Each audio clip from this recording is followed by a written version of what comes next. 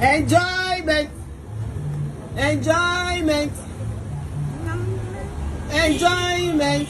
Hey. Oh, Jesus, thank you, ma. Any picking do on jáde easy. Kill it, God. Make it give am. Do me that. Are you enjoying it? Are you enjoying it?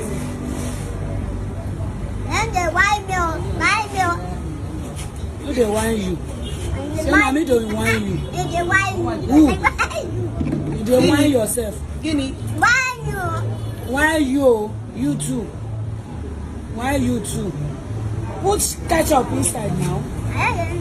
No, put that ketchup inside. Where's the ketchup? Let me see the ketchup. No, this is not ketchup.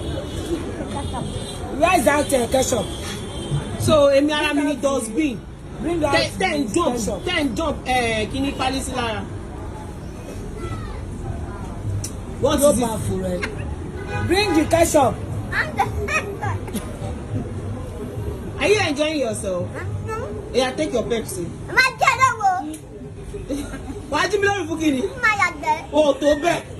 Better like you to bed. Yeah, did that. Oh. Aunty Ramota. Where's your chicken? Where's your chicken? Ah, she better not Pepsi in here. Chicken either. Ah. There's okay curry. Allah. Bebeto. Your daddy. Bebeto.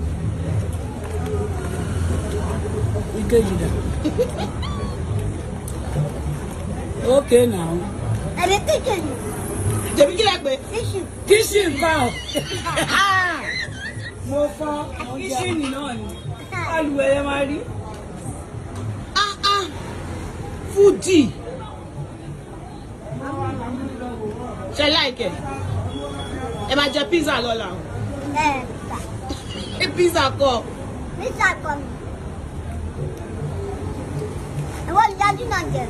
Amala. Tó bá lọ jẹ pizza. Pizza lọ fi ń travel lọ lóyìnbó. Tó bá lọ jẹ pizza.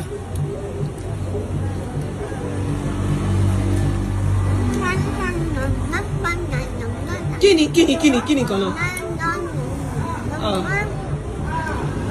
Aunty ló ṣí ẹnu yẹn sí. Ẹ máa bust o. Ẹ máa ẹwọ ẹkẹyìn. Ẹ máa ti fò. Jesus Christ. Èmi pápá ọmọ òbí mi dá kí n jẹ owó kọ́tà Aunty Ramota jẹ. What ni?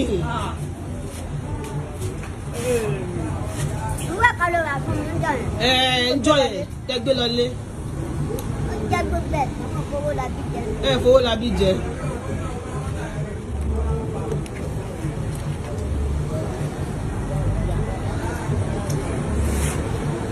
Thank you.